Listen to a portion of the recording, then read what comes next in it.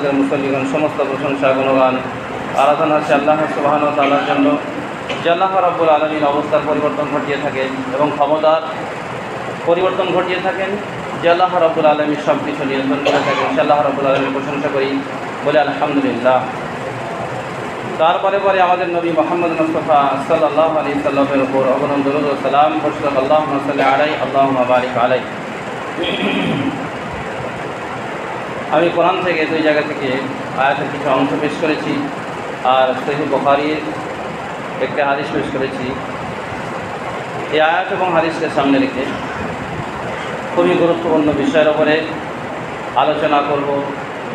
আলোচনা করার চেষ্টা করব। ভালো করে মন দিয়ে শুনবেন এবং বোঝার চেষ্টা করবেন, ইনশাআল্লাহ উপকার হবেই হবে। আশাবাদী। আলাইহি তাওয়াক্কালতু ওয়া ইলাইহি ইউনীব। যেহেতু কোরবানির সময়, তাই কোরবানির বেশ কিছু দিক রয়েছে। সেই দিকগুলোর মধ্যে একটি সাইড আমি আলোচনা রাখব, যেটা আমার বিষয়ের সাথে সম্পর্কিত।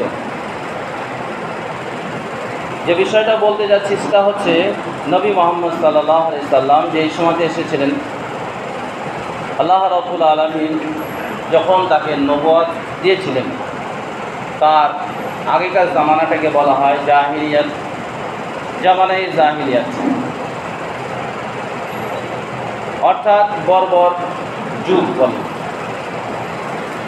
এই জাহিলিয়াত শব্দটার বিপরীত শব্দ হচ্ছে জাহিলিয়াত, এর বিপরীত শব্দ হচ্ছে আল ইলম, মানে জ্ঞান। আর জাহিলিয়াত বলা হয় আল আদমুল ইলম, মানে জ্ঞান না থাকা। যার যে বিষয়ে জ্ঞান নাই, আরবিতে তাকেই সেই বিষয়ের জাহিল বলা হয় বা অজ্ঞ বলা হয়।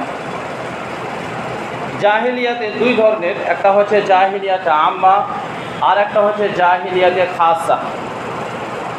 জাহিলিয়াতে আম্মা, সাধারণ জাহিলিয়াত বলা হয়, অজ্ঞতা বা বর্বরতা বলা হয়। নবী মুহাম্মদ সাল্লাল্লাহু আলাইহি সাল্লাম আসার আগে, নবী মুহাম্মদ সাল্লাল্লাহু আলাইহি সাল্লাম নবী হওয়ার আগে সেই কাল বা সেই জামানাকে বলা হয় জাহিলিয়াতে আম্মা, মানে পৃথিবী তখন অন্ধকারে ছেয়েছিল।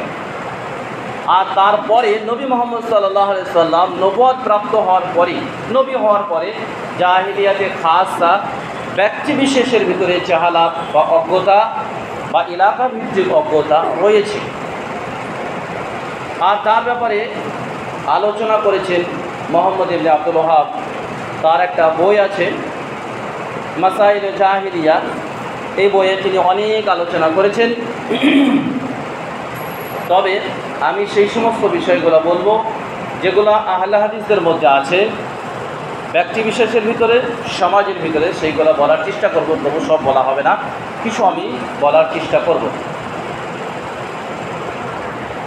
এই জাহিলিয়াতের মধ্যে একটি কালচার তাদের ছিল। আয়াতটা যেটা পড়েছি সেটা মায়দার, আল্লাহ রাব্বুল আলামিন যে আয়াতটা বলেছেন, আফা হুকমাল জাহিলিয়াতি ইয়াবগুনা ওয়া মান আহসানু কাওলাম মিনাল্লাহি হুকমান লিকাওমিন ইউকিনুন, যে তারা কি জাহিলিয়াতি বিচার বিভাগ, ফায়সালা, তাদের জীবনের সমস্যার সমাধান চাই। ওমান আহসানু, আল্লাহ রাব্বুল আলামিনের চাইতে কে উত্তম ফায়সালাকারী বিশ্বাসীদের জন্য, যারা দৃঢ় বিশ্বাসী তাদের জন্য আল্লাহ চাইতে উত্তম কে শ্রেষ্ঠ ফায়সালাকারী বা তাদের সমস্যার সমাধান দিতে পারে। আল্লাহ রাব্বুল আলামিন এখানে প্রশ্ন দিয়ে রেখে দিয়েছেন। এখানে প্রশ্ন বলতে গেলে বলা হচ্ছে যে আল্লাহ রাব্বুল আলামিন একমাত্র সমাধান দিতে পারে মুমিনদের জন্য। এটাই আল্লাহ রাব্বুল আলামিন এই আয়াতে বলতে যাচ্ছে, সূরা মায়দা সূরা নম্বর 5 আয়াত নম্বর 50। তো এই জাহিলিয়াত নীতির ব্যাপারে আল্লাহ রাব্বুল আলামিন এই কথা বললেন, এবং নবী মুহাম্মদ সাল্লাল্লাহু আলাইহি ওয়াসাল্লাম সহিহ বুখারীতে হাদিসটা আব্দুল্লাহ ইবনে আব্বাস রাদিয়াল্লাহু তাআলা আনহু থেকে বর্ণিত, রাসূলুল্লাহ সাল্লাল্লাহু আলাইহি ওয়াসাল্লাম বলেন, সালাসাতুন আবগাদুহুমুল্লাহ, আল্লাহ রাব্বুল আলামিনের কাছে তিন শ্রেণীর লোক হচ্ছে সবচেয়ে নিকৃষ্ট। ভালো করে শুনবেন, তিন শ্রেণীর লোক হচ্ছে সবচেয়ে নিকৃষ্ট। তার মধ্যে এক শ্রেণীর লোক হচ্ছে যে হারামের মধ্যে ইসলামী ও কাবা ঘরের চতুর্দিকে কিছু হারাম এলাকা আছে, মানে সম্মিলিত এলাকা, যেখানে বেশ কিছু কাজ করা নিষেধ। সেখানে সেই নিষিদ্ধ কাজগুলো করা যে ব্যক্তি করবে এ হচ্ছে আল্লাহ রাব্বুল আলামিনের কাছে সবচেয়ে নিকৃষ্ট ব্যক্তি। এমনকি যেনারা হজ করতে গিয়েছেন জানেন, হুদুদের মধ্যে একটা উকুন পর্যন্ত মারা যাবে না, এমনকি ঘাস পর্যন্ত তোলা যাবে না। আল্লাহ রাব্বুল আলামিন ওই জায়গার সম্মান রেখেছেন ইব্রাহিম আলাইহিস সালামের দোয়ার বরকতে। তো রাসূলুল্লাহ সাল্লাল্লাহু আলাইহি সাল্লাম বলছে আবগাদুন নাস ইলাল্লাহি, আল্লাহ রাব্বুল আলামিনের কাছে সবচেয়ে নিকৃষ্ট লোক হচ্ছে তিন শ্রেণীর মানুষ। তার মধ্যে এক শ্রেণীর লোক হচ্ছে ওই যে হুদুদের মধ্যে অপরাধ বা হারাম কাজকে করা। দ্বিতীয় শ্রেণীর লোক হচ্ছে ইসলাম কবুল করার পরে মুবতাগি ফিল ইসলামী সুন্নাতুল জাহিলিয়া, ইসলাম কবুল করার পরে জাহিলিয়াতি যে সমস্ত নীতি কালচার রয়েছে সেই সমস্ত নীতি কালচারকে আবার ইসলামে দ্বিতীয়বার চাওয়া। এই শ্রেণীর লোক হচ্ছে আল্লাহ রাব্বুল আলামিনের কাছে সবচেয়ে নিকৃষ্ট মানুষ। আর একটা চলেন সহিহ বুখারী সহিহ মুসলিম হাদিস এসেছে, সাহাবায়ে কেরাম রাদিয়াল্লাহু তাআলা আনহু জিজ্ঞাসা করলেন আফানু আখাদুনা, আমাদের কি পাকড়াও করা হবে, আমাদের কি জিজ্ঞাসা করা হবে সেই সমস্ত বিষয়ে যা আমরা জাহিলিয়াতের জামানায় করতাম। তো রাসূলুল্লাহ সাল্লাল্লাহু আলাইহি সাল্লাম বললেন, যদি জাহিলিয়াতের জামানায় যে সমস্ত অপরাধ কাজ করতে সেগুলো যদি দ্বিতীয়বার ঘুরে করো তাহলে ডবল গুনাহ হবে। আগেকার গুনাহ পরেকার গুনাহ সব একসাথে চেপে যাবে। আর সাহাবী আবার জিজ্ঞাসা করলেন যে জাহিলিয়াতের জামানায় যে সমস্ত ভালো কাজ আমরা করতাম সেগুলাই কি নেকি বাবু? রাসূলুল্লাহ সাল্লাল্লাহু আলাইহি সাল্লাম বললেন, তার মাধ্যমে তোমরা হিদায়াত পেয়েছো।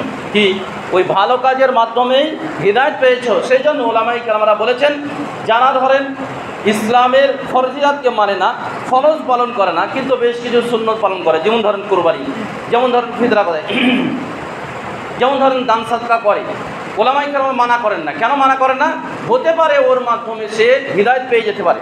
এই হাদিসকে কেন্দ্র করে তো রাসূলুল্লাহ সাল্লাল্লাহু আলাইহি সাল্লাম বললেন যে আগে যে সমস্ত ভালো কাজ করেছো তার মাধ্যমে তোমরা হিদায়াত পেয়েছো, তার ওসিলাতে তোমরা হিদায়াত পেয়েছো। তৃতীয় শ্রেণীর লোক আল্লাহ রাব্বুল আলামিনের কাছে সবচেয়ে নিকৃষ্ট, যারা হচ্ছে মুসলিমদের খুনের পিপাসিত। একজন মুসলিম আর একজন মুসলিমকে হত্যা করতে চায়, মারতে চায়, এরা হচ্ছে আল্লাহ রাব্বুল আলামিনের কাছে সবচেয়ে নিকৃষ্ট। তো আমার বিষয়ের সাথে যেটা সম্পর্ক সেটা হচ্ছে ইসলাম কবুল করার পরে জাহিলিয়াতের যে সমস্ত নীতি, জাহিলিয়াতের যে সমস্ত কালচার, জাহিলি সিদ্ধান্তের যে সমস্ত অভ্যাস, সেই সমস্ত অভ্যাসকে আবার ইসলাম কবুল করার পরে চাওয়া, এটাকে আল্লাহ রাসূল সাল্লাল্লাহু আলাইহি সাল্লাম বলছে আবগাদুন নাস ইলাল্লাহ, আল্লাহ রাব্বুল আলামিনের কাছে সবচেয়ে নিকৃষ্ট ব্যক্তি। এই হাদিস সহিহ বুখারীতে রয়েছে এবং মিশকাতে কিতাবুল ইলমে হাদিসটা রয়েছে। এবার আমাদের সমাজের মধ্যে জাহিলিয়াতি কী কী কালচার রয়েছে সেগুলো একটা একটা করে বলি। সেটা হচ্ছে কোরবানি সম্পর্কে আগে ফার্স্টে বলছি। কোরবানি সম্পর্কে যে বিষয় জাহিলিয়াতি কালচার যেটা ছিল সেটা আমাদের ভিতরে আছে কিনা সেটা চেক করে দেখা যাক। আল্লাহ রাব্বুল আলামিন সূরা হজের মধ্যে বলছে লা ইয়ানালুল্লাহা লুহুমুহা ওয়ালা দিমাউহা ওয়ালাকিন ইয়ানালুহা তাকওয়া মিনকুম। ভালো করে শুনেন, আল্লাহ রাব্বুল আলামিন বলছেন লা ইয়ানালুল্লাহা লুহুমুহা, তোমাদের রক্ত, তোমাদের মাংস, তোমাদের কোরবানির রক্ত এবং তোমাদের মাংস আল্লাহ রাব্বুল আলামিনের কাছে পৌঁছাবে না। ওয়ালাকিন ইয়ানালুহা তাকওয়া মিনকুম, আল্লাহ রাব্বুল আলামিনের কাছে পৌঁছাবে তোমাদের তাকওয়া, আল্লাহ ভীতি, যেটা আল্লাহকে ভয় করে করছো ওটাই পৌঁছাবে।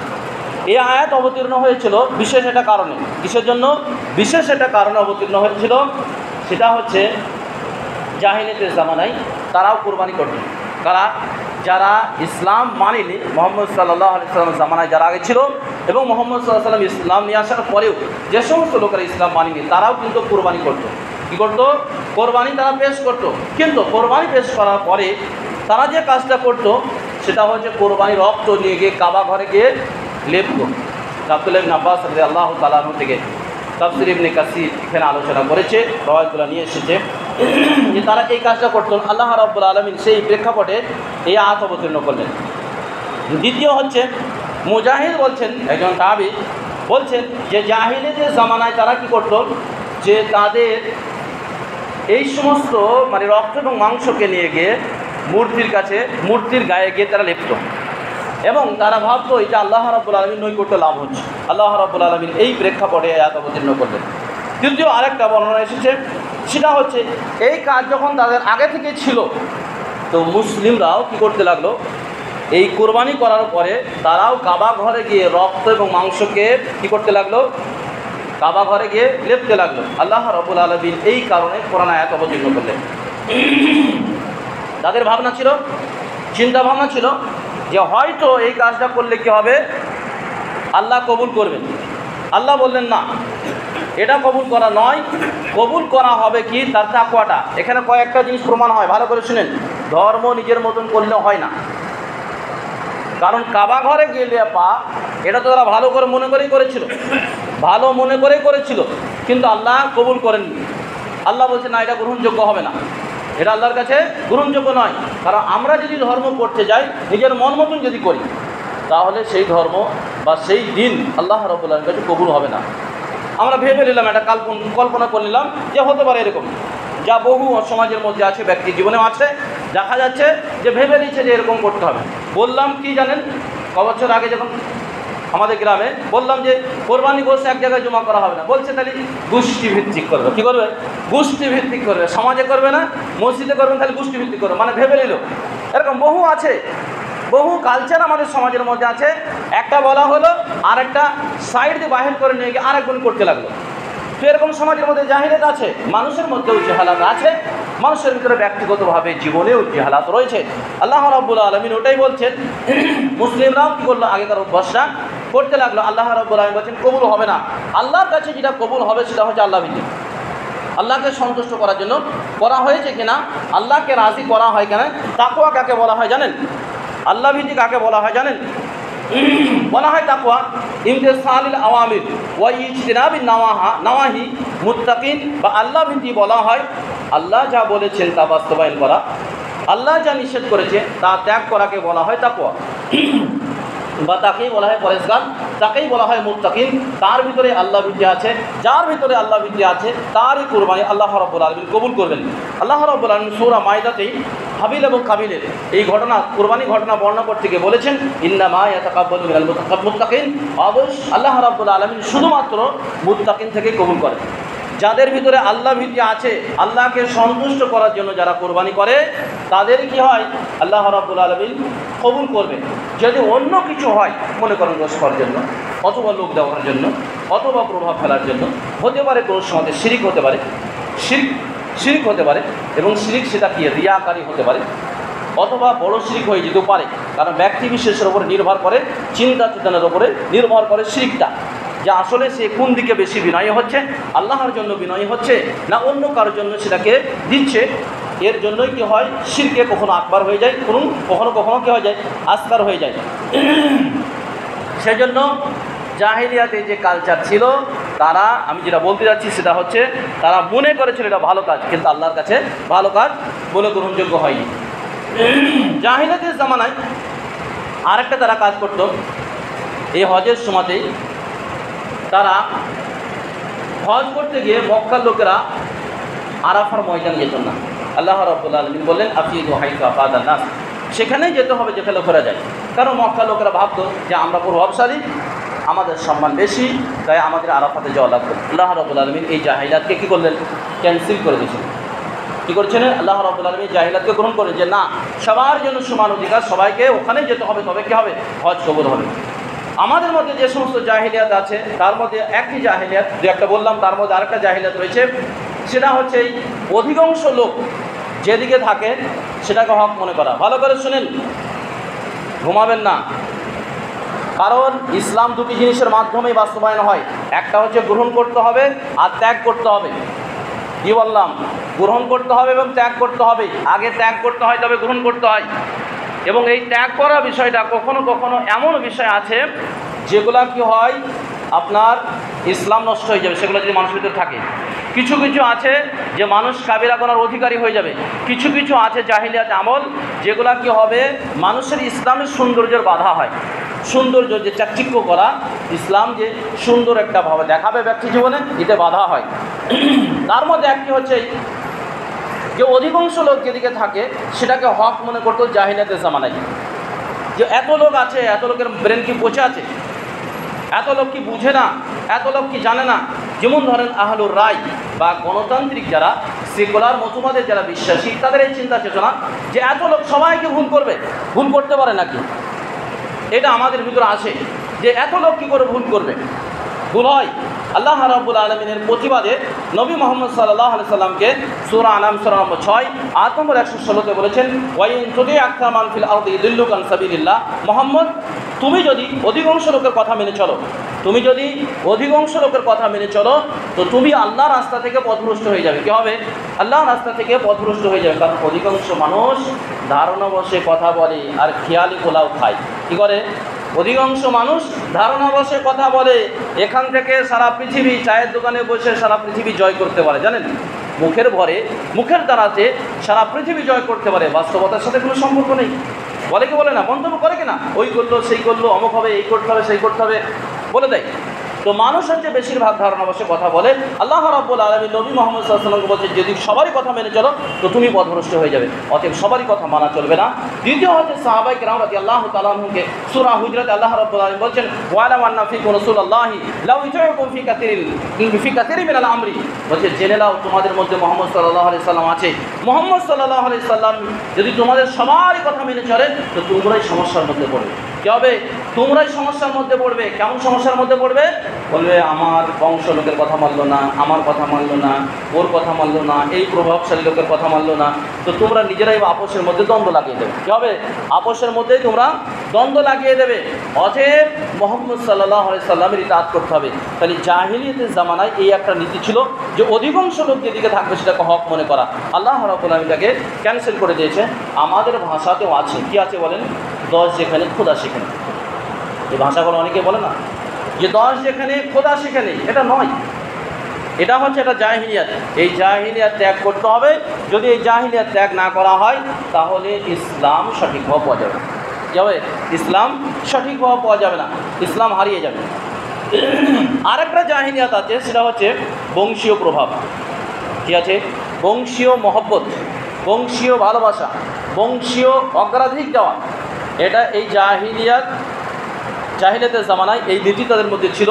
বংশের প্রতি বেশি ভালোবাসা, বংশকে অগ্রাধিক দেওয়া। যদিও সেটা হক না হোক, সেটা আমাদের আহলে হাদিসদের মধ্যেও আছে। দলীয় প্রভাব আছে, বংশীয় প্রভাব আছে, এলাকার প্রভাব আছে, ভাষার প্রভাব আছে, এগুলো আছে। এই জাহিলিয়াত ত্যাগ করতে হবে, না হলে কি হবে? হক মানতে গিয়ে বাধা সৃষ্টি হবে, যা বাস্তব জীবনে দেখছি। আবার নদিয়ার লোকের তো আরও সমস্যা আছে। আল্লাহ রাব্বুল আলামিন এর ব্যাপারে বলেছেন, নবী মুহাম্মদ সাল্লাল্লাহু আলাইহি সাল্লাম কাবা ঘরে উমরা করতে যাচ্ছিলেন। কোথায় যাচ্ছিলেন? উমরা করতে যাচ্ছিলেন। আর মক্কার নিয়ম ছিল যে যার ইচ্ছা সে কাবা ঘরে উমরা করতে পারে। কিন্তু নবী সাল্লাল্লাহু আলাইহি সাল্লামকে 6 হিজরিতে রাসূলুল্লাহ সাল্লাল্লাহু আলাইহি ওয়াসাল্লাম প্রায় 1400 সাহাবীকে নিয়ে উমরা করতে যাচ্ছিলেন। তো আটকে দেওয়া হলো হুদাইবিয়ার ময়দানে। কী করা হলো? আটকে দেওয়া হলো। বললো, না, ওকে যেতে দেওয়া হবে না। রাসূলুল্লাহ সাল্লাল্লাহু আলাইহি ওয়াসাল্লাম তাও অনুমতি চাইতে ওসমান রাদিয়াল্লাহু তাআলা পাঠিয়েছিলেন। কেন বাধা দিল? যে তাদের বংশীয় যে ভালোবাসা সেটা জেগে উঠেছিল। বলেছিল যে আমাদের মধ্যে ভেদাভেদ মুহাম্মদ সাল্লাল্লাহু আলাইহি ওয়াসাল্লাম করে দিয়েছে। বাপ বেটার মধ্যে বংশই দলে দলে কী হচ্ছে? সব ভাগাভাগি হয়ে গেছে। অতএব মুহাম্মদ সাল্লাল্লাহু আলাইহি ওয়াসাল্লামকে কাবা ঘরে প্রবেশ করতে দেওয়া হবে না। এবং বেশ কিছু বড় চুক্তি হয়েছে। আল্লাহ রাব্বুল আলামিন ওটাই সূরা আহজাবের মধ্যে বলেছেন, ইযা জাআলাল্লাযীনা ফী কুলূবিহিম হামিয়াতাল জাহিলিয়াতি। কাফেরদের কী হয়েছিল? অন্তরে বংশীয় জাহিলিয়াত জেগে উঠেছিল। আল্লাহ রাব্বুল আলামিন মুত্তাকিনদেরকে কালিমা তাকওয়া দিয়েছিলেন। কী দিয়েছিলেন? পবিত্রতা এবং ধৈর্য ধরার ক্ষমতা আল্লাহ রাব্বুল আলামিন দিয়েছিলেন। ও আলজামাহুম, আর এটাই তাদের জন্য বাধ্য ছিল, অপরিহার্য ছিল যে তাদেরকে ধৈর্য ধারণ করতে হবে। পরবর্তী বছরে, দ্বিতীয় বছরে তাদেরকে ফের হজ ও উমরা করার অনুমতি দেওয়া হয়েছিল। তো মক্কার মুশরিকরা কেন দিলেন না? সবাইকে দিচ্ছে, পুরো আরব ভূমিতে যেই যাবে তার বাধা নেই, কিন্তু নবী মুহাম্মদ সাল্লাল্লাহু আলাইহি ওয়াসাল্লাম বাধা হয়ে যাচ্ছে। কেন? যে তাদের বংশীয় ভালোবাসা মহব্বত জেগে এসেছিল। আর আমাদেরও যে সমস্ত আমরা সমাজের নামে সমাজ করি, যে সমস্ত আমরা এই যে মসজিদ কেন্দ্রিক যে সমাজ, এখানে বংশীয় প্রভাব আছে, এখানেও বংশীয় প্রভাব আছে। বংশের কারণেই অনেক ক্ষেত্রে দেখা যাচ্ছে এইসব আহলে হাদিস এলাকায় সব মসজিদ ভেঙে আলাদা করে ফেলছে, মসজিদ ভেঙে সমাজকে ভাগ করছে। অথচ বলছে আমরা এক জায়গায় আছি। কী বলছে? আমরা একতা, আমরা হচ্ছি এক প্ল্যাটফর্মে আছি। এই জাহিলিয়াত ত্যাগ করতে হবে, না হলে ইসলামের চাকচিক্য, ইসলামের সৌন্দর্য হারিয়ে যাবে। ইসলামের যে মানদণ্ড, সেই মানদণ্ডকে অগ্রাধিক প্রাধান্য দিতে হবে। সেই জন্যই নবী মুহাম্মদ সাল্লাল্লাহু আলাইহি ওয়াসাল্লামের সম্পর্ক হয়ে গেছিল বিলাল রাদিয়াল্লাহু তাআলা আনহু। নবী মুহাম্মদ সাল্লাল্লাহু আলাইহি ওয়াসাল্লাম যদিও অন্তর অনেক সময় মহব্বত জাগত কিসের? নিজের আত্মীয় স্বজনদের, কিন্তু আল্লাহ রাব্বুল আলামিন কঠোরভাবে নিষেধ করে দিয়েছেন যে না, আত্মীয় স্বজন যদি ইসলামকে না মানে তো তাদেরকে কী হবে, অগ্রাধিক বা প্রাধান্য দেওয়া হবে না। আরেকটা হাদিস বলে দিই, হাদিসটা রয়েছে আবু দাউদের কিতাবুল জানাইসে। আলী রাদিয়াল্লাহু তাআলা আনহুর পিতা যখন আবু তালেব মারা যায়, আবু তালেব নবী মুহাম্মদ সাল্লাল্লাহু আলাইহি ওয়াসাল্লাম জীবনে সবচেয়ে বেশি উপকার করেছে। কী করেছে? সবচেয়ে বেশি উপকার করেছে। যখন মারা যাচ্ছে আলী রাদিয়াল্লাহু তাআলা আনহু রাসূলুল্লাহ সাল্লাল্লাহু আলাইহি ওয়াসাল্লামকে কী বলছে জানেন? ইন্না আম্মাকা শাইখুন দাল্লুন কাদ মাত, বলছে আপনার বৃদ্ধ পথভ্রষ্ট চাচা মারা গেছে। বলছেন আমার বাপ মারা গেছে। যারা বংশ বেশি মহব্বত করেন তারা শুনেলেন কথাগুলা। যা বংশকে ইসলামের চাইতে অগ্রাধিক দেন, বংশ লোককে ভালোবাসা দোষণীয় নয়, কিন্তু ইসলামের চাইতে বেশি অগ্রাধিক দেওয়া এটা সমস্যাজনক। বলছে আপনার বৃদ্ধ পথভ্রষ্ট চাচা মারা গেছে, অথচ নিজের বাপ বলছে না আব্বা মারা গেছে কথা বলছে। তো রাসূলুল্লাহ সাল্লাল্লাহু আলাইহি ওয়াসাল্লাম বললেন ঠিক আছে যাও, ওকে মাটি দিয়ে ঢেকে দিয়ে এসো। তারপরে আলী রাদিয়াল্লাহু তাআলা আনহু মাটি চাপা দিয়ে আসলেন আর বললেন গোসল করে দাও। তো রাসূলুল্লাহ সাল্লাল্লাহু আলাইহি ওয়াসাল্লাম একবার দোয়া করলেন না বা জানাজাও করলেন না, অথচ নবী মুহাম্মদ সাল্লাল্লাহু আলাইহি ওয়াসাল্লামের জীবনে সবচেয়ে বেশি উপকার করেছে কে? আবু তালেব যতদিন বেঁচে ছিল সবচেয়ে বেশি উপকার করছে। যতদিন বেঁচে ছিল ততদিন পর্যন্ত নবী মুহাম্মদ সাল্লাল্লাহু আলাইহি ওয়াসাল্লামকে সরাসরিভাবে কেউ অ্যাটাক করতে পারেনি, সরাসরিভাবে হামলা করতে পারেনি, উটের ভুঁড়ি চাপিয়ে দিতে পারেনি। কেন? যে মুহাম্মদ সাল্লাল্লাহু আলাইহি ওয়াসাল্লামের চাচার বেশি প্রভাব ছিল বংশীয়ভাবে, সেই জন্য এই সমস্ত কাজগুলো করতে পারতেন না। তো যখনই মারা গেল তখন রাসূলুল্লাহ সাল্লাল্লাহু আলাইহি ওয়াসাল্লাম এই কথা বললেন, কারণ যেহেতু সে ইসলাম মানেনি সেই জন্য মুহাম্মদ সাল্লাল্লাহু আলাইহি ওয়াসাল্লাম আর কিছু করার ক্ষমতা ছিল না, কিছু করার ছিল না। সহিহ মুসলিমে বাবু যিকরি ওয়া দুআই ওয়াল ইস্তিগফার, এখানে একটা হাদিস রয়েছে, লাস্ট লম্বা চওড়া হাদিস, আর সেই হাদিসের লাস্ট অঙ্গে এসেছে আল্লাহ রাসূল সাল্লাল্লাহু আলাইহি ওয়াসাল্লাম বলেছেন মান বাত্তা বিহি আমালহু লাম ইউসরি বিহি নাসাবহু, যার আমল আকীদা তাকে পিছিয়ে দেবে তার বংশ তাকে আগে নিয়ে যেতে পারবে না, বংশ আগে নিয়ে যেতে পারবে না। বংশ শুধু একটা পরিচিতি, বংশ শুধু একটা পরিচিতি, বংশ কাল কিয়ামতের দিবসে কোনো কিছুই কাজ করতে পারবে না। যা আমাদের সমাজের মধ্যে আছে, বংশের কারণে কি হয়, ইসলামী অনেক কাজের বাধা সৃষ্টি হয়। মুহাম্মদ সাল্লাল্লাহু আলাইহি ওয়াসাল্লাম এই সমস্ত কথা বিদায় ভাষণে বলছে লা ফাদলা আলা আরাবিন ওয়ালা আলা আযাবিন, আরবি এবং অনারবের মধ্যে কোনো অগ্রাধিক নেই ইল্লা বিতাকওয়া, আল্লাহ ভীতি যদি থাকে তবে। কালো এবং সাদার মধ্যে কোনো পার্থক্য নেই, যদি আল্লাহ ভীতি থাকে তখন আল্লাহ রাব্বুল আলামিনের কাছে মর্যাদা রয়েছে। এই কথাই আল্লাহ রাব্বুল আলামিন সূরা হুজরাতের ইয়া আইয়ুহান নাস, এখানে আল্লাহ রাব্বুল আলামিন একই কথা বলেছেন। সেই জন্য জাহিলিয়াতের জামানার মধ্যে এই একটা কালচার ছিল, সেটা হচ্ছে বংশীয় অগ্রাধিক দেওয়া, যার জন্য দলীয় অগ্রাধিক দেওয়া, এর জন্য ইসলামের ক্ষতি হচ্ছে। আজ তো আবার আরও এক পা আগিয়ে গিয়েছে যে মুসলিমদের মধ্যে কী হয়েছে যে দলবাজি ব্যাপক, ইসলামের নামে ইসলামের গণতন্ত্রের নামে মুসলিমরা বিভিন্ন দলে বিভক্ত হয়ে গেছে। জাহিলিয়াতের জামানার মধ্যে আরেকটা নীতি ছিল, সেটা হচ্ছে কাউকে দায়িত্ব দেওয়ার পরে, এটা ভালো করে শোনেন, কাউকে দায়িত্ব দেওয়ার পরে তাকে পিছনে গিয়ে খোঁচা দেওয়া, পিছনে গিয়ে তার বিরোধিতা করা, যে আহলে হাদিসের মধ্যে আছে। আমি হানফিদের কথা সারলাম, বাকি যত মাযহাব তাদের কথা ছেড়ে দিলাম। যারা বলছে আমরা আহলে হাদিস, আমরা একবারে সিরাতে মুস্তাকিমের ওপর আছি, অথবা বেনামাজি সিরাতের মুস্তাকিমের ওপর আছে, বলছে আমরা সবচেয়ে ভালো পথে আছি, সঠিক পথে আছি, তাদেরও এই নীতি, তারাও এই নীতিকে গ্রহণ করে যে একজন মসজিদে সেক্রেটারি করছে অথবা সর্দার করছে, তারাই করে গেল বসে যাওয়ার পরে মসজিদের পিছনে গিয়ে বদনাম করা, কী করা, মসজিদের পিছনে গিয়ে বদনাম করা এবং মসজিদের পিছনে গিয়ে বিরোধিতা করা।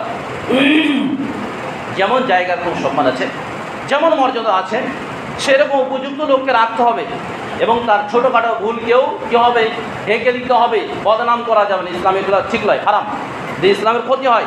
এবং বিশেষ করে ইমারতের ব্যাপারে খলিফাতুল মুসলিমিন যদি হয়, তার ব্যাপারে সহিহ মুসলিমে বা কিতাবুল ইমারত যে এসেছে, এখানে এত কঠোর হাদিস এসেছে যে তার ব্যাপারে কিছু বলতে তো পাবে না, সে যদি মালদহন যদি নিয়ে নেয় তবু মুখ খুলতে পাবে না, যদি পিঠে মারে তাও মুখ খুলতে পাবে না, যতক্ষণ পর্যন্ত সে কুফরান বাওয়াহান স্পষ্ট কুফরি না করছে অথবা সে কী করছে বেনামাজি না হচ্ছে, ততক্ষণ পর্যন্ত তার বিরুদ্ধে বিদ্রোহ করতে পারবে না। কিন্তু নামাজ পড়ছে মসজিদে, আর ইমাম সাহেবের বিরুদ্ধে কি কথা বলা, মসজিদের সেক্রেটারির বিরুদ্ধে বলা, মসজিদের কমিটির বিরুদ্ধে বলা, অথচ ওই লোকগুলা কী করছে, নির্বাচন করেছে। এই একটা জাহিলিয়াত কালচার, এই জাহিলিয়াতকেও ত্যাগ করতে হবে, কারণ ইসলামের যে ব্যাপকভাবে ক্ষতি হচ্ছে। আর দাবি করছে আমরা একভাবে থাকি, আমরা ফিতরা এক জায়গায় জমা করি, এক জায়গায় জানাজা পড়ি, এক জায়গায় কোরবানি মাংস জমা করি, এক মসজিদে আমরা নামাজ পড়ি, অথচ আপসের মধ্যে দ্বন্দ্বীয় অন্তর্দ্বন্দ্ব লেগে রয়েছে। এই জাহিলিয়াত ত্যাগ করতে হবে। দ্বিতীয় হচ্ছে আরেকটা জাহিলিয়াত ছিল সেই সময়তে, সেটা হচ্ছে তারা দলে বিভক্ত হয়ে গেছে। ধর্মর নামে দলে দলে বিভক্ত হয়ে গেছিল। কী হয়েছিল? ধর্মর নামে তারা ধর্মীয়ভাবে আলাদাভাবে বিভক্ত হয়ে গেছিল। এবং কুল্লু হিজবিন লিমা লাদাইহিম ফারিহুন, তাদের প্রত্যেকের কাছে যা ছিল তাই নিয়ে তারা খুশি। আল্লাহ রাব্বুল সূরা রুমের মধ্যে বলছেন, ওয়ালা তাকুনু মিনাল্লাযিনা ফাররাকু দীনাহুম ওয়া তাকুনু মিনাল্লাযিনা ফাররাকু আকিমিস সালাহ ওয়া লা তাকুনু মিনাল মুশরিকিন, নামাজ কায়েম করো, মুশরিকদের দলভুক্ত হয়ে যেও না। এবং তাদের দলভুক্ত হয়ে যেও না যারা দলে দলে বিভক্ত হয়ে গেছে, দিনের মধ্যে বিশৃঙ্খলা সৃষ্টি করেছে। এবং কুল্লু হিজবিন বিমা লাদাইহিম ফারিহুন, প্রত্যেকের কাছে যা আছে তাই নিয়ে খুশি। বলেন তো আমাদের সমাজে আহলে হাদিস, শাফি, মালিকি, হাম্বলি যত মাযহাব আছে, 4টি মাযহাব, এই মাযহাবের কাছে যার কাছে যা আছে তাই নিয়ে খুশি। এবং রাজনৈতিক যেগুলো দল আছে তাদের কাছেও যা আছে তাই নিয়ে খুশি। টিএমসি বলেন, সিপিএম বলেন, কংগ্রেস বলেন, এসিএসি বলেন, যত দল আছে রাজনৈতিকভাবে, ও ঠিক হোক বা ভুল হোক, ক্ষতি হোক বা উপকার হোক, পরকাল যাক বা ইহকাল যাক, সবার কাছে যা নীতি আছে সেই নীতি নিয়ে খুশি। এটা হচ্ছে জাহিলিয়াতের জামানায় একটা কালচার ছিল। তারা ধর্মীয়ভাবে বিচ্ছিন্ন হয়ে গেছিলো, আলাদা আলাদা হয়ে গেছিলো। আল্লাহ রাব্বুল আলামিন তখন বললেন, ওয়াতাসিমু বিহাবলিল্লাহি জামিআন ওয়া লা তাফাররাকু, তোমরা আল্লাহর রশিকে মজবুত করে ধরো এবং দলে দলে বিচ্ছিন্ন হয়ে যাও। তোমাদের সেই নিয়ামতকে স্মরণ করো। তোমরা তো একবার জাহান্নামের কাছে ছিলে, তোমরা আপসের মধ্যে কি ছিলে? তোমরা আপসের মধ্যে দুশমন ছিলে। ফাআল্লাফা বাইনা কুলুবিকুম, আল্লাহ রাব্বুল আলামিন তোমাদের অন্তরে ভালোবাসা সৃষ্টি করে দিয়েছে। এখানে একটা কথা ভালো করে শুনেন, একতার মানদণ্ডটা কি? একতার মানদণ্ডটা কি? কিসের ভিত্তিতে আপনি একতা? দুটি জিনিস আপনার ভালো করে বুঝতে হবে। আল্লাহ রাব্বুল আলামিন বলছেন, ফাআল্লাফা বাইনা কুলুবিকুম, অন্তরের উলফাত, অন্তরের মহব্বত, অন্তরের জোড়া, এটা যদি থাকে তাহলে একতা। কী হচ্ছে? এইটা হচ্ছে একতার মানদণ্ড। মানে আকীদা যদি এক হয় আর চলার পথ যদি এক হয়, তাহলে সেটাকে জানতে হবে আপনার দ্বীনি ভাই। আপনাকে জানতে হবে কি? আপনার দ্বীনি ভাই। যদি আকীদা আর মানহাজ বলে আরবিতে, চলার পর মানে ভিতরকার ব্যাপারটা যেটা আকীদা, বিশ্বাস বলা হয়, এই বিশ্বাস আর তার চলার পর যদি একই হয়, পৃথিবীর যেখানেই বসবাস করো তাকে এক জানতে হবে। যদিও আপনার সমাজে ফিতরা জমা করে, যদিও ইমাম সাহেবের বেতন দেয়, যদিও ইমাম তার কেউ মারা গেলে ইমাম সাহেবকে দিয়েই জানাজা পড়িয়ে থাকেন, অথবা তার বিবাহ হলে এই সমাজভিত্তিক বিবাহ পড়িয়ে থাকে, যদি তার আকীদা ঠিক না থাকে, যদি তার চলার পথ না ঠিক থাকে, তো আপনার সে একতা নেই। আপনি যতই মনে করেন একতা, সে একতা ইসলামী একতা নেই। তাহলে একতার মানদণ্ডটা আপনাকে বুঝতে হবে যে একতা আসলে কী। আর এগুলো বাধা সৃষ্টি হয়, আমি যে আগে কথাগুলো বললাম, এর জন্যই কী হয়? বাধা সৃষ্টি হয়ে যায়। যে এই বিভিন্ন কারণে কী হয়ে যায়? বাধা সৃষ্টি, বংশীয়, দলীয় বিভিন্ন প্রভাবের কারণে এই কাজটা বাধা হয়ে যায়। আল্লাহ রাব্বুল আলামিন সেই জন্যই বললেন যে এই দলে দলে ইন্নাল্লাযীনা ফাররাকু দীনাহুম ওয়া কানু শিয়া'আন লাস্তা মিনহুম, যারা দিনের মধ্যে বিভেদ সৃষ্টি করেছে আর তারা দলে দলে বিভক্ত হয়ে গেছে, তাদের কোনো দায়িত্ব নেই। কি? তোমাদের দায়িত্ব নেই। আল্লাহ রাব্বুল আলামিন তাদের দায়িত্ব নেবেন না। সূরা আনামে আল্লাহ রাব্বুল আলামিন কথা বলেছেন। তাহলে জাহিলিয়াতের নীতির মধ্যে একটা নীতি ছিল যে তারা ধর্মীয়ভাবে আলাদা আলাদা হয়ে যাওয়া, বিচ্ছিন্ন হয়ে যাওয়া। আরও কিছু নিয়ম আছে, আমি লাস্টে একটা কথা বলে দিই, সেটা হচ্ছে সেই বিষয়টা বলে শেষ করবো, টাইম যেহেতু নেই। মহিলাদের ব্যাপারে জাহিলিয়াতি যে সমস্ত নীতি ছিল এটা বলে দিয়ে শেষ করবো। আল্লাহ রাব্বুল আলামিন বলছে, ওয়াকারনা ফি বুয়ুতিকুন্না ওয়ালা তাবাররাজনা তাবাররুজাল জাহিলিয়াতিল উলা, মহিলাদেরকে আল্লাহ রাব্বুল আলামিন বলেছেন যে তোমরা ঘরে অবস্থান করবে। জাহিলিয়াতের জামানার মতন তোমরা বেহায়ার মতো ঘুরে বেড়াবে। জাহিলিয়াতের জামানায় মহিলাদের অবস্থা কী ছিল, সেই প্রেক্ষাপটে আল্লাহ রাব্বুল আলামিন এই আয়াত অবতীর্ণ করেছেন। জাহিলিয়াতের জামানায় মহিলাদের অবস্থা ছিল কি জানেন? সেটা হচ্ছে তারা যে বিভিন্ন তাফসিরে, ইবনে কাসির সহ বিভিন্ন তাফসিরে যে আলোচনা করেছেন, এবং মোহাম্মদ ইবনে আব্দুল ওয়াহাব এই বিষয়টা নিয়েই আলোচনা করেছেন বিস্তারিতভাবে। তো বলেছেন জাহিলিয়াতের জামানায় মহিলারা পুরুষদের সামনে তারা বেহায়াপনার মতন ঘুরে বেড়াত। আর জাহিলিয়াতের জামানায় রাসূলুল্লাহ সাল্লাল্লাহু আলাইহি ওয়াসাল্লাম সেই সময়তে 2-3টি গোষ্ঠী ছিল ধর্মীয়ভাবে। তারা হচ্ছে, একটা হচ্ছে ইহুদি, খ্রিস্টান, আর যাদেরকে বলা হয় উম্মি বা মুশরিক যারা। এই 3 গোষ্ঠী যখন ছিল, তাদের মধ্যে 2টি গোষ্ঠীকে আল্লাহ রাব্বুল আলামিন কিতাব দিয়েছিলেন, ইহুদিদেরকে, খ্রিস্টানদেরকে। আর উম্মি যারা বা নিরক্ষর যারা বা এই মুশরিক যারা বহুত্ববাদে বিশ্বাসী ছিল মক্কায়, এদেরকে পূর্বে কিতাব দেওয়া হয়নি।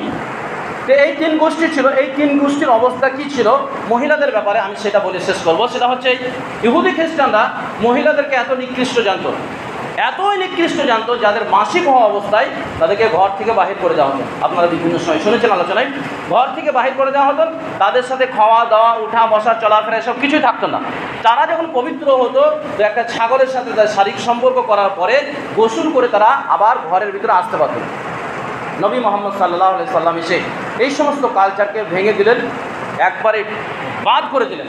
দ্বিতীয় হচ্ছে মক্কার মুশরিকদের মধ্যে যে নীতি ছিল, সহিহ বুখারীতে এসেছে, সেটা হচ্ছে মক্কার মুশরিকদের বিবাহর 4টি পদ্ধতি ছিল। কয়টি? 4টি পদ্ধতি ছিল। একটা হচ্ছে কোনো স্বামী যদি সুপুরুষ সন্তান নেওয়ার ইচ্ছা থাকতো, তো অন্য একটা ভালো পুরুষের কাছে পাঠানো হতো এবং তার পেটের সন্তান আসার পরেই তাকে ফের স্ত্রী হিসাবে গ্রহণ করতো।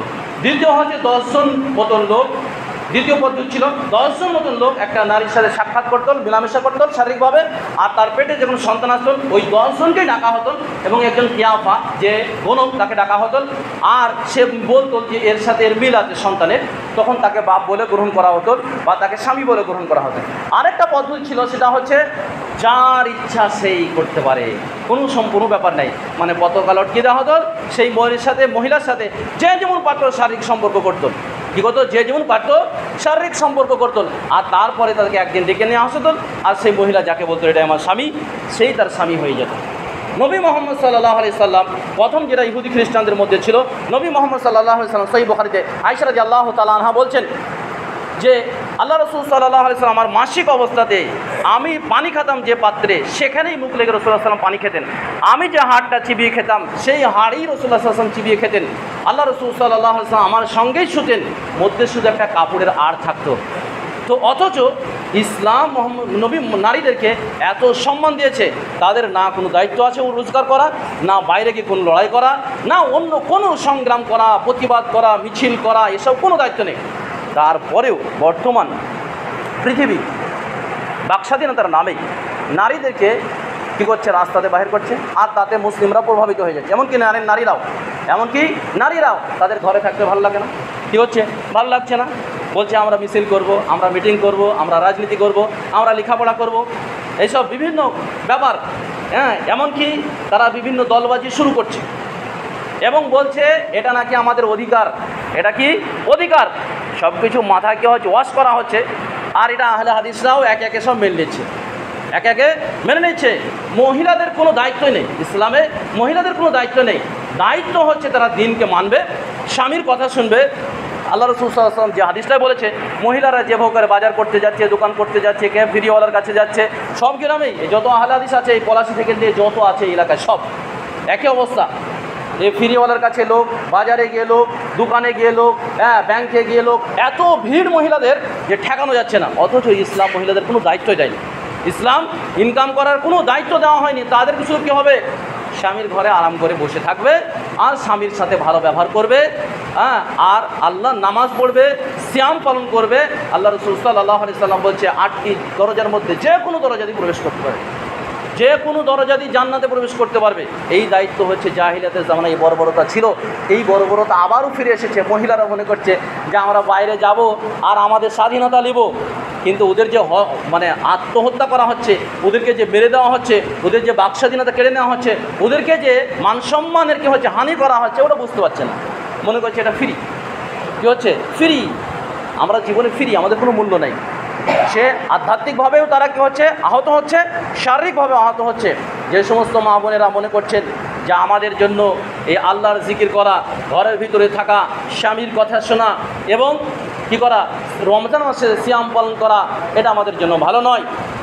আমাদের জন্য ভালো হচ্ছে স্বামী যা করছে, পুরুষ যা করছে, সেটা আমাদের করতে হবে। তবে জেনে নেন আপনারা যে আপনাদের পরকাল হারাবে, কেউ ঠেকাতে পারবে না, কোনো বেটা ঠেকাতে পারবে না। যতই বাকস্বাধীনতার কথা বলুক, যতই প্রশাসন দেখ না কেন, মানুষকে অন্যায় থেকে কোনো কেউ ঠেকাতে পারেনি। অন্যায় থেকে প্রশাসন দিয়ে ঠেকানো যায় না। ঠেকানোর কয়েকটা পথ আছে যেটা ইসলাম দিয়েছে, পৃথিবী কোনো মতবাদ যা দিতে পারেনি। সেটা হচ্ছে মানুষের আকীদা শুদ্ধ করা। আর ইসলামের এই ব্যাপারটা, এই যে নারী আর পুরুষের যে চাহিদা, এটা তাকওয়া দিয়ে ঠেকানো যায় না। কী হয়? তাকওয়া দিয়েও ঠেকা যায় না। তাকওয়ার সঙ্গে সঙ্গে আরেকটা কাজ লাগে, সেটা হচ্ছে পর্দাও লাগে। তাদের ঘরে থাকার কথাও আল্লাহ রাব্বুল আলামিন। সেই জন্য এই জাহিলিয়াতে এই বর্বরতা ছিল। এমনকি আল্লাহ রাব্বুল আলামিন সূরা মাইদাতে বলছে, যখন কন্যা সন্তান হতো তখন কি হতো? তাদেরকে জীবিত পুঁতে দেওয়া হতো। এটা ঘটনা কেন হয়েছিল জানেন? মা বোনেরা ভালো করে শুনেন। কেন পুঁজি দেওয়া হতো জানেন? সেটা হচ্ছে এই জন্য পুঁজি দেওয়া হতো মা বোনেদেরকে যে আমর ইবনে কায়েস বলে একজন লোক ছিল, তার দুইজন পাশাপাশি বাড়ি ছিল। এই বলে শেষ করবো আমি। দুইজন পাশাপাশি বাড়ি ছিল, এই পাশাপাশি বাড়ি ঝগড়া লেগে যায়, মারামারি লেগে যায়। তো একজন ক্ষমতাশালী ছিল, তো তার যুবতী মেয়েকে জোরপূর্বক কেড়ে নিয়ে চলে যায়। এই নীতি কী করে চালু হলো জানেন? জোর করে কেড়ে নিয়ে চলে গেল। নিয়ে যাওয়ার পরে তার সঙ্গে শারীরিক সম্পর্ক অনেক দিন পরে মীমাংসা হয়ে গেল। মীমাংসা হয়ে যাওয়ার পরে ওই মেয়েটাকে ফের ঘুরিয়ে দিতে চাচ্ছিল। কী হচ্ছিল? ঘুরিয়ে দিতে যাচ্ছিল। তখন সে মেয়েটা বলল, যেহেতু ও আমাকে ব্যবহার করেছে, আমি ওকে স্বামী হিসাবে গ্রহণ করলেও আর বাপের কাছে ফিরে যাব না। তো ওই বাপের মেজাজ এমন খারাপ হলো যে যত কন্যা সন্তান হবে সবকে জীবিত পুঁতে ফেলবে। এই থেকে জাহেলিয়াতের জামানার কন্যা সন্তান হলেই অনেকেই কী করতো? মেরে ফেলতো। কেন? ওয়াইদা বুশরা আহাদাহুম, যখন তাদেরকে কন্যা সন্তান সুসংবাদ দেওয়া হতো তখন তাদের মুখ কালো হয়ে যেত, কারণ মানুষের কাছে ছোট হতে হবে। আর এই থেকে তারা কন্যা সন্তানকে মেরে দিত। ইসলাম এসে বলল, রাসূলুল্লাহ সাল্লাল্লাহু আলাইহি ওয়াসাল্লাম বললেন যে দুটি কন্যা যদি বিবাহ দিয়ে দেয়, ভালো করে শিখে লেখাপড়া শিখে দিন শিখে, তাহলে আমি আর সে এরকম জান্নাতে থাকবো, এরকম কাছাকাছি থাকবো। তাহলে মহিলাদের ইসলামে অনেক সম্মান বা মর্যাদা দেওয়া হয়েছে, কিন্তু মহিলারা সেটা পছন্দ করছেন না। মা বোনেদেরকে ছেড়ে বলছি যে জাহিলিয়াতি যে নীতি, সেই কালচার অবশ্যই আপনাদেরকে ত্যাগ করতে হবে। আল্লাহ রাব্বুল আলামিন যেটা বলেছেন সেটাই গ্রহণ করতে হবে। তাহলে সেখানে শান্তি আছে, নিরাপত্তা আছে, এবং স্বামীরাও শান্তি পাবে এবং বাবারাও শান্তি পাবে। আল্লাহ বলেছেন ওয়াকারনা ফি বুয়ুতিকুন্না, তোমরা ঘরে অবস্থান করো, ওয়ালা তাবাররুজনা তাবাররুজাল জাহিলিয়াতুল উলা, জাহিলিয়াতের জামানার মতন তোমরা বাহিরে বেহায়ার কোনো যেন। আকিমিস সালাত, নামাজ কায়েম করো, আতি যাকাত দাও, আতিন আল্লাহ আতিন রাসূল, আল্লাহ এবং তার রাসূলের ইতাআত করো। আল্লাহ রাব্বুল আলামিন তোমাদের সমস্যার সমাধান করে দেবে। তো লাস্টে কথায় বলতে যাচ্ছি, যে সমস্ত জাহিলিয়াত আমাদের মধ্যে আছে, আরও নিচে রয়েছে, সেই সমস্ত জাহিলিয়াত ত্যাগ করতে হবে। বিশেষ করে কোরবানির সময় যে জাহিলিয়াত ছিল তাদের মধ্যে, সেই জাহিলিয়াত আমাদেরকে ত্যাগ করতে হবে। এবং জাহিলিয়াত ত্যাগ করে সঠিক শুদ্ধ ইসলাম মানলেই তবেই আল্লাহ রাব্বুল আলামিনের কাছে গ্রহণযোগ্য হবে, নইলে আল্লাহর কাছে গ্রহণযোগ্য হবে না। খালেস যদি হয় তবে আল্লাহ গ্রহণ করবে। আল্লাহর কাছে দোয়া করি, হে রব্বুল আলামিন, তুমি আমাদেরকে সব কিছু ত্যাগ করে তোমার দিকে মুখ ফিরিয়ে এবং তোমার নবী মুহাম্মদ সাল্লাল্লাহু আলাইহি ওয়াসাল্লাম অনুসরণ করে সঠিক দিন মানা আমাদের তৌফিক দান করো। হে রব্বুল আলামিন, তুমি আমাদের অন্তরগুলো প্রশস্ত করে দাও। আল্লাহ রাব্বুল আলামিন, তুমি আমাদের গুনাহকে মাফ করে দাও। হে রব্বুল আলামিন, তুমি আমাদের শান্তিভাবে বসবাস করার তৌফিক দান করো। হে রব্বুল আলামিন, তুমি আমাদের এমন একজন দায়িত্বশীল দাও যার পিছনে থেকে দিন এবং দুনিয়া দুটি রক্ষা করতে পারি। ওয়া সাল্লাল্লাহু আলা নবিয়ানা